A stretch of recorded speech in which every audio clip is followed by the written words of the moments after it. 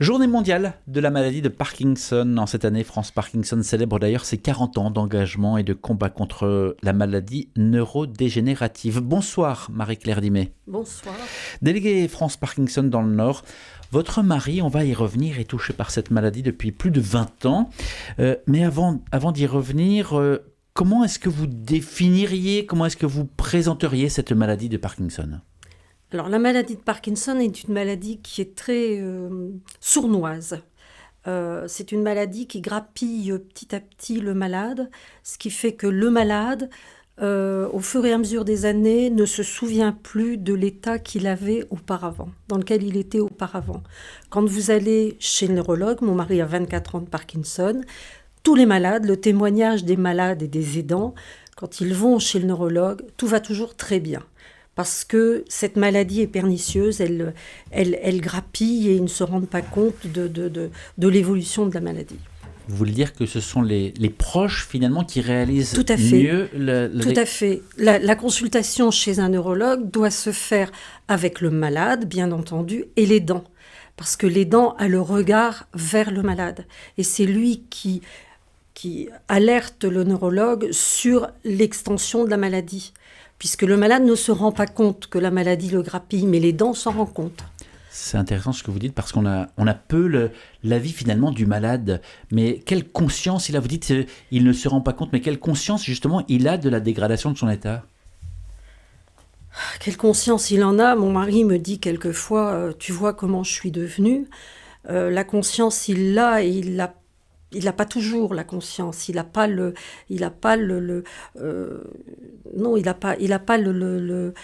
fait de voir son état se dégrader. Oui, évidemment, quand ils arrivent à être en fauteuil, ils se rendent compte que la maladie a grappillé.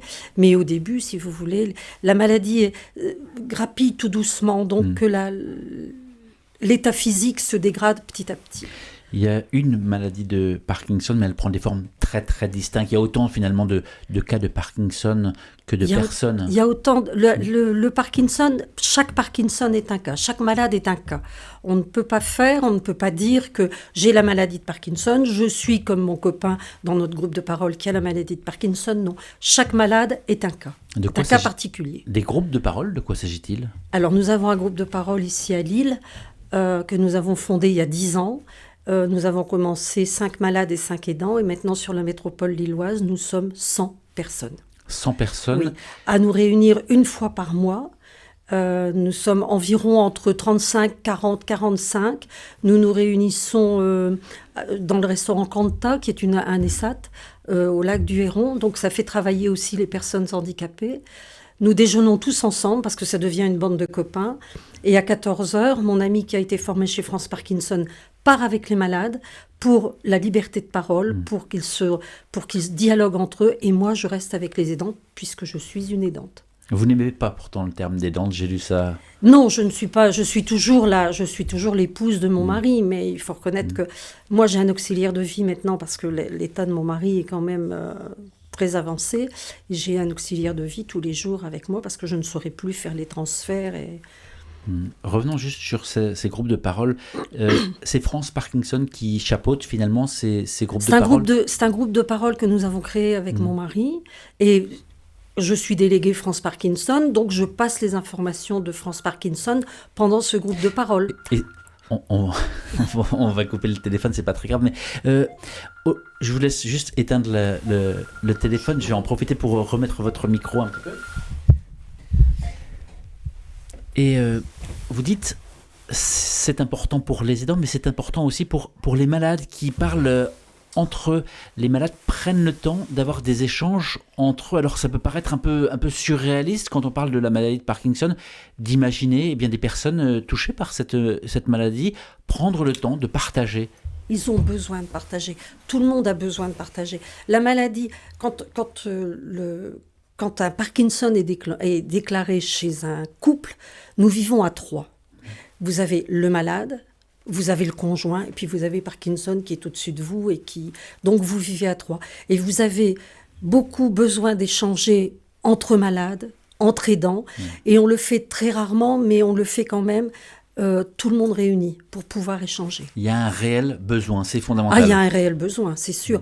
Même moi qui suis l'animatrice du groupe de parole, j'ai besoin d'échanger avec les autres. Qu'est-ce qui s'est passé en juin 2020 quand vous avez finalement réalisé que vous aviez besoin d'aide?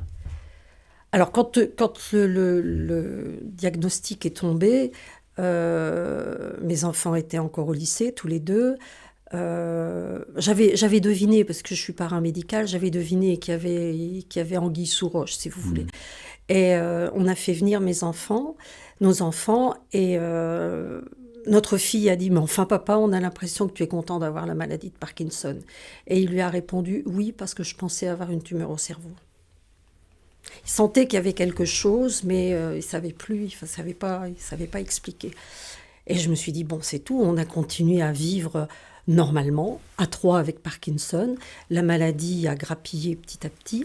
Et jusqu'en 2016, on a fait des festivals de jazz en Provence, on a fait des tas de choses. On est même parti en croisière en 2016. Moi, j'étais très gravement malade en 2016. Et il s'avère que depuis 2016, l'état de mon mari s'est dégradé. Et bon, c'est tout. Mais pendant 16 ans, on a vécu tout à fait normalement. Et je dis aux gens qui sont atteints de la maladie de Parkinson et aux conjoints, vivez l'instant présent. Vivez, tant que vous pouvez faire les choses, faites-les. Mais ça paraît facile quand vous le dites, mais une personne qui est confrontée à cette maladie de Parkinson a tendance forcément à focaliser sur cette maladie. Et comment faire pour continuer à vivre l'instant présent et à vivre pleinement? C'est pas toujours simple, c'est pas toujours. Il faut se faire aider. Moi, je me suis fait aider parce que il y a maintenant 5 ans, mes enfants m'ont dit maman, il faut que tu prennes du répit. Donc je suis partie en répit, mais je suis allée voir un psychologue pendant 5 séances pour déculpabiliser, pour ne pas avoir l'impression d'abandonner mon mari, pour pouvoir aller me reposer. Et c'est ce que je fais une fois tous les trimestres. Je pars une semaine pour dire d'essayer de ne pas avoir la montre, de ne pas être confrontée à cette... J'y pense toujours, mais de ne pas être confrontée à cette maladie. Vous avez donc franchi ce cap de ne pas avoir le sentiment d'abandonner votre mari. Mais comment a-t-il réagi, lui? Alors au début, il n'était pas très content, et maintenant, il le sait, il sait que je dois partir me reposer, parce que si vous n'allez pas vous reposer quand vous vivez, même si vous avez un auxiliaire de vie, vous vivez 24 heures sur 24 avec la maladie, vite arrive le moment de la maltraitance verbale. La maltraitance arrive vite quand l'aidant est épuisé. Vous avez une maltraitance même, puis après vous vous dites, mais enfin, reprends-toi, tu dis des choses comme ça. Je lui ai promis qu'il n'irait jamais en EHPAD. Et quand je suis fatiguée, je lui dis, bon, ça continue, je vais te coller en EHPAD. Vous voyez, donc pour moi, c'est de la maltraitance verbale. Est-ce que Kamel ou Carole de l'association Bulle d'Air vient toujours? Toujours. Il est là. Qu'est-ce qu'il fait pour vous?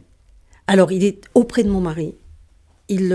Parce que mon mari ne mange plus seul, donc il l'aide à manger, il le passe, il fait toutes les choses de la vie courante chez un malade, le passage aux toilettes, la promenade. Là, je les ai déposés, il vient en ville avec mon mari, là, il est parti chez l'orthophoniste. Ça lui arrive de venir en ville et de prendre un pot en terrasse pour garder le social, parce que c'est très important qu'un malade garde la vie sociale au plus près de lui. Et ça, c'est depuis 2020, vous dites? Ça veut dire que vous avez... Non, depuis 2016. Depuis 2016. Ça, oui, mais mon mari travaillait encore en 2020.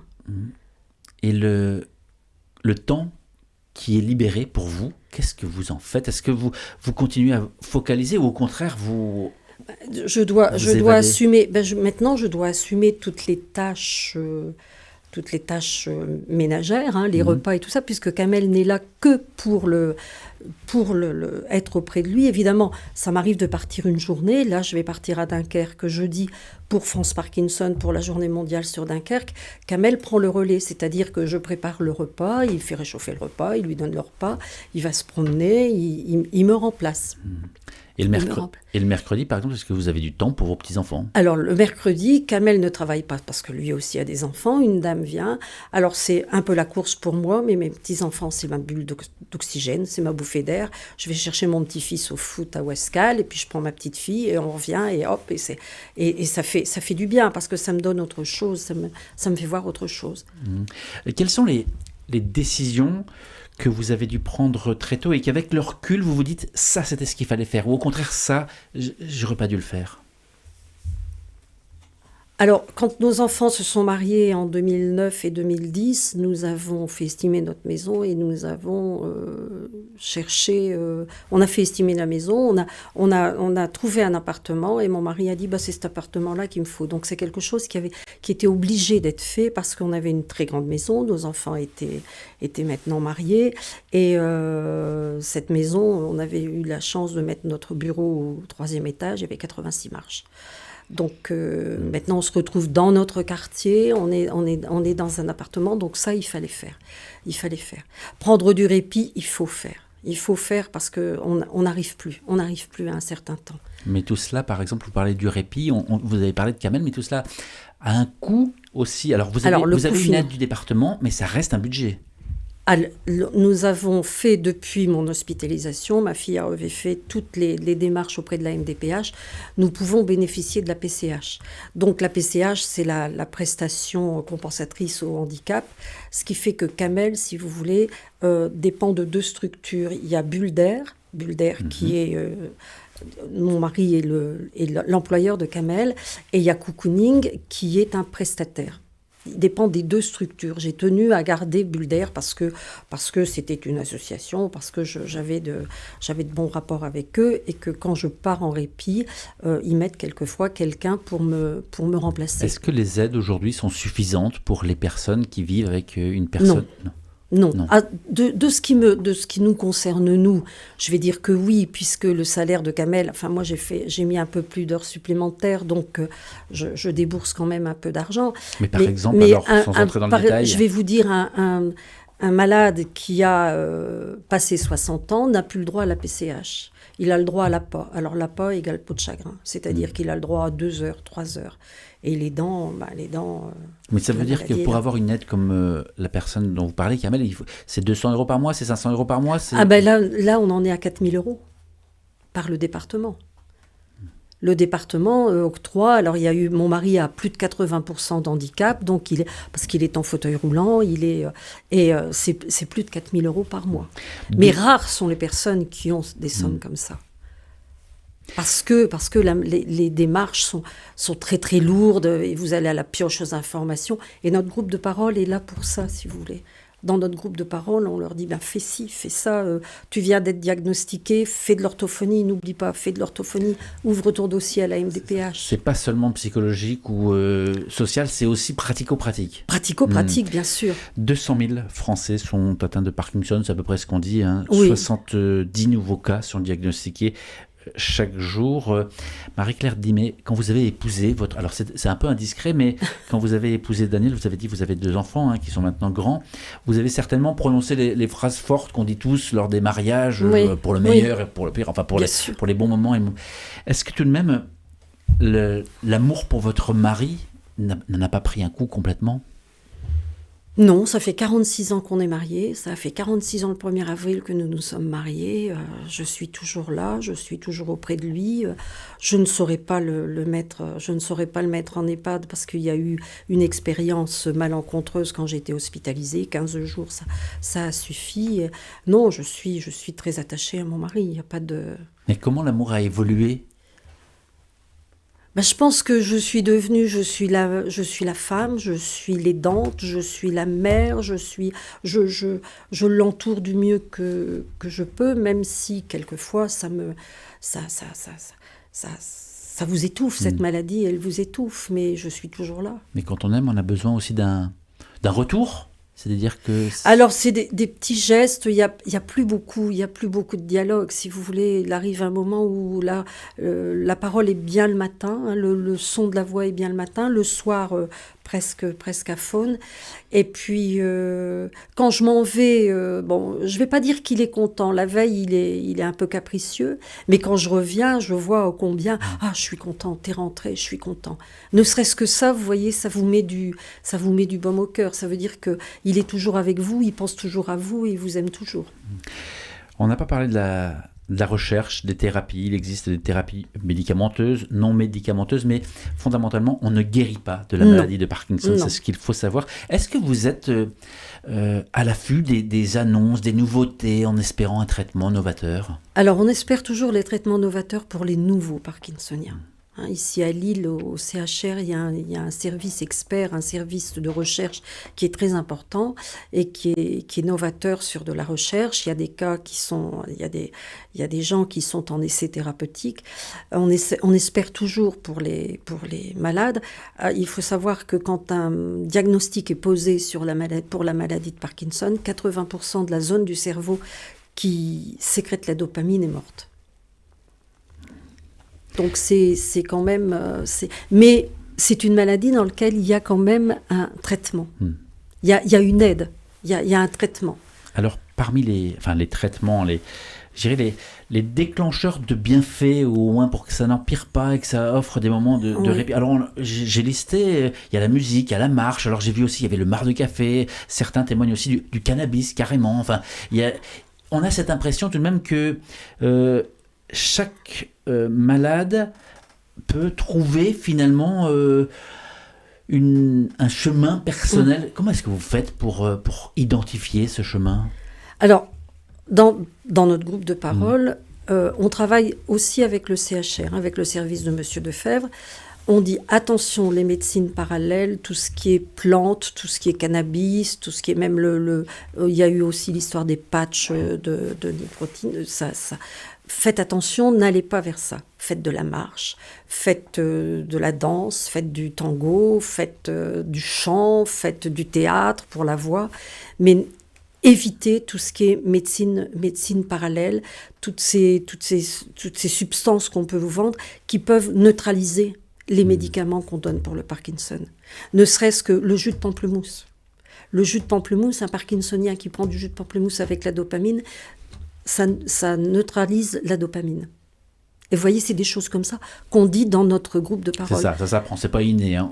On va à la pioche aux informations et voilà. Partout en France, en avril et en mai, des événements fédérateurs autour de la maladie de Parkinson, date, ville concernée, modalités pratiques sur le site franceparkinson.fr avec même une carte interactive. Le temps file. Merci d'être passé dans ce studio. Juste pour conclure, celles et ceux qui nous écouteraient et qui soit découvriraient cette maladie, soit découvriraient un proche ou peut-être un moins proche et qui ne sauraient pas quoi faire, comment faire face. Ne restez pas seul. Vous avez les numéros de téléphone et vous avez les adresses des comités en France, parce qu'il y a des comités partout en France. Adressez-vous au comité. Évitez d'aller sur Internet à la pioche aux informations qui peuvent être plus dangereuses que bénéfiques. On ne répond pas seul à Parkinson. On ne répond pas seul à Parkinson. Merci beaucoup Marie-Claire Dimet d'être passée dans ce studio. Merci à vous.